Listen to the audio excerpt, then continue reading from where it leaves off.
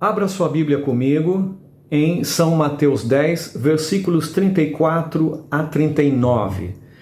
Preste atenção no versículo 38, onde Jesus fala e diz: "E quem não toma a sua cruz e vem após mim, não é digno de mim." Irmãos, significa o que este versículo? Significa que a vida do cristão não é uma vida fácil, é uma vida de privações, de dificuldades, sacrifícios e luta, discordância. E onde começaria esta discordância? O ideal é que tenhamos uma família unida, mas poderia começar pela família, pelos membros da sua família, se você resolve seguir a Cristo. E quando você deixa de fazer a vontade de Cristo e você faz a vontade de seu filho, de sua esposa, e deixa de fazer a vontade de Cristo, você está fraquejando na caminhada cristã. Lá diz assim: Jesus disse, já previu, já fez um prognóstico da vida do cristão. No versículo 34 ele diz: "Não penseis que vim trazer paz, tranquilidade, conforto. Não vim trazer paz, mas espada, luta, discórdia, desentendimento." Por quê? Porque seremos provados. E com quem ficaremos? Ficaremos com a vontade de nosso filho, ficaremos com a vontade de nosso marido, você irmã, ficaremos com a vontade de seu primo, de seu tio, de seu parente. Pois vim causar, Jesus disse, vim causar divisão entre o homem e seu pai, entre o filho e seu pai.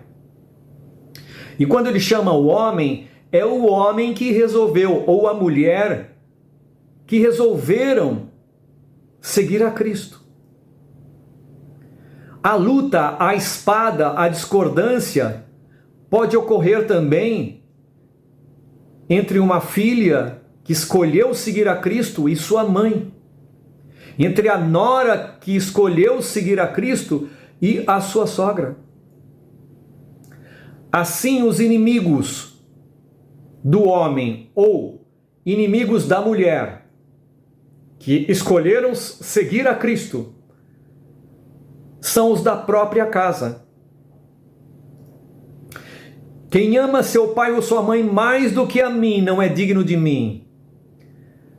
Amar, Jesus quer que nós amemos a todos, principalmente os de casa, os da família. Mas quando não é possível amar as pessoas no sentido de fazer a vontade delas, Jesus pede que tomemos a sua cruz e façamos a sua vontade. Por isso que Jesus diz que quem faz a vontade daquele que não segue a Cristo, não está amando a Cristo, o Salvador. E este que não o ama, não é digno dele, Jesus Cristo.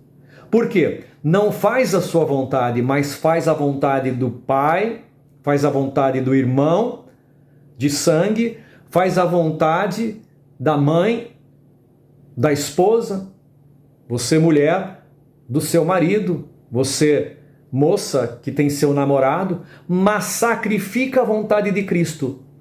Se estivermos nestas condições, nós não somos dignos de Cristo.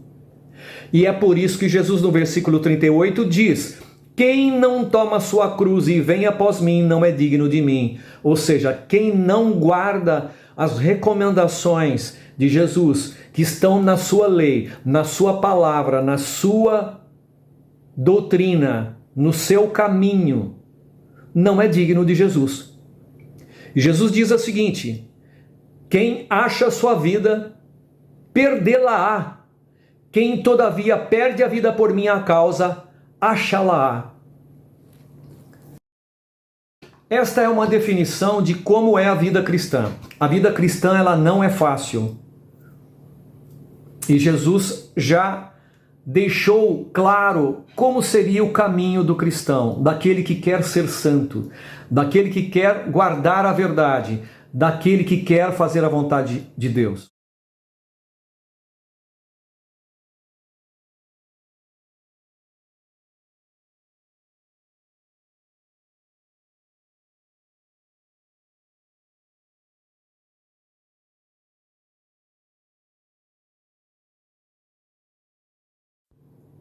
Por que os novos conversos não ficam?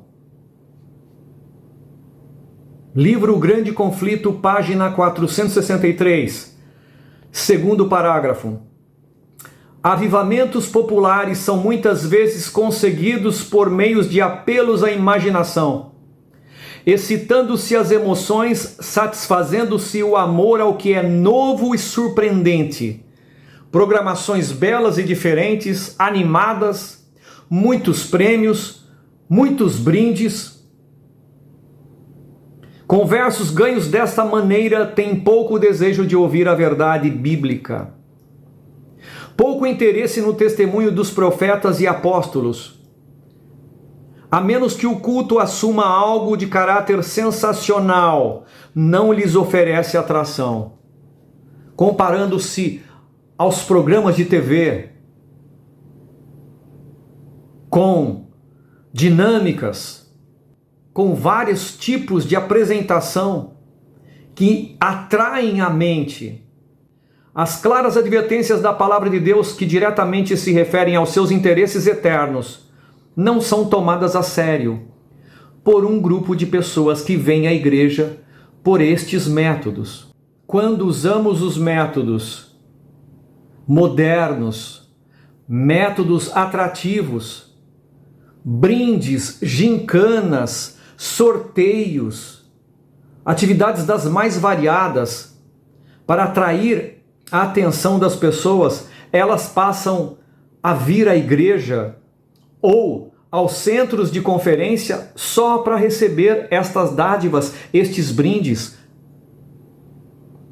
Porque a pessoa verdadeiramente interessada na salvação, Ellen White responde ali no terceiro parágrafo da página 463, para toda pessoa verdadeiramente convertida, a relação com Deus e com as coisas eternas será o grande objetivo da vida. Mas onde está nas igrejas populares de hoje o espírito de consagração a Deus?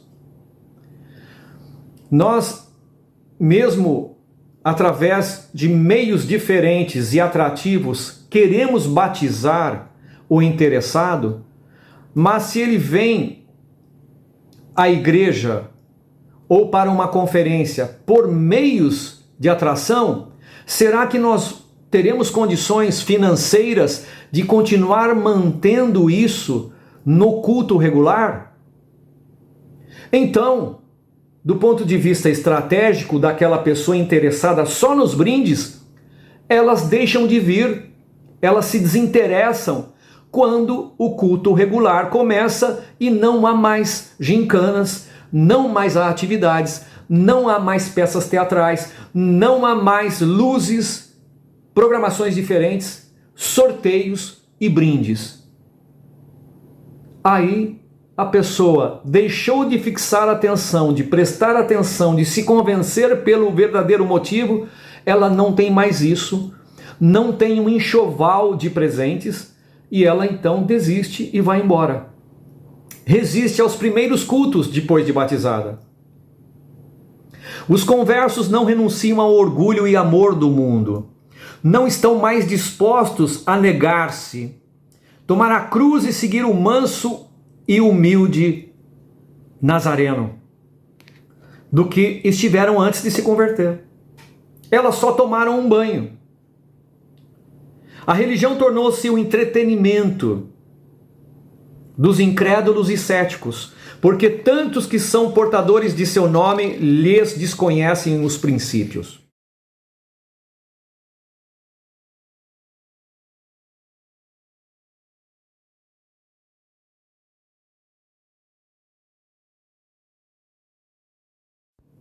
Nas verdades de sua palavra, Deus deu aos homens a revelação de si mesmo. e a todos os que as aceitam servem de escudo contra os enganos de Satanás. Foi a negligência dessas verdades que abriu a porta aos males que tanto se estão generalizando agora no mundo religioso. Queridos irmãos, nós pertencemos ao mundo religioso. Este mundo religioso se refere às igrejas em geral e nós também como igreja adventista. Nós estamos inseridos nesse contexto desta mensagem. Tem se perdido de vista em grande parte a natureza e importância da lei de Deus. Uma concepção errônea do caráter, perpetuidade e vigência da lei divina tem ocasionado erros quanto à conversão e santificação, resultando em baixar na igreja a norma da piedade, a norma da santidade. Aqui deve ser encontrado o segredo da falta do Espírito e poder de Deus nos avivamentos de nosso tempo. Muitas igrejas querem receber o selo de igreja avivada. Agora, nós, como igreja adventista, que temos toda a verdade, não deveríamos estar ansiando o selo de igreja avivada? Será que nós somos uma igreja avivada? Com o verdadeiro batismo do Espírito Santo? O que tem levado a igreja ainda não está com esse selo? Unindo aos perigos já mencionados, que a negligência da lei de Deus.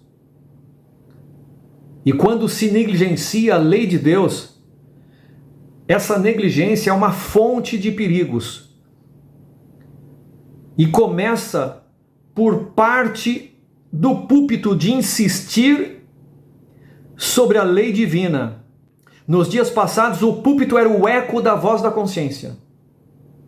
Os nossos mais ilustres pregadores davam admirável majestade aos seus discursos, seguindo o exemplo do Mestre, e pondo em preeminência a lei, seus preceitos e ameaças.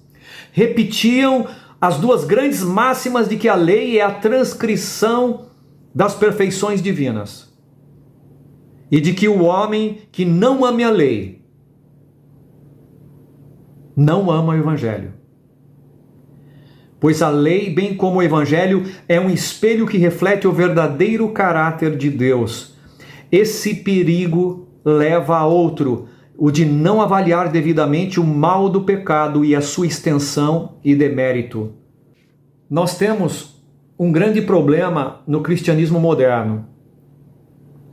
E essa onda, permitam-me dizer aqui um termo, quase uma gíria, e esta vibe tem invadido a igreja adventista, onde enfatizamos mais o amor.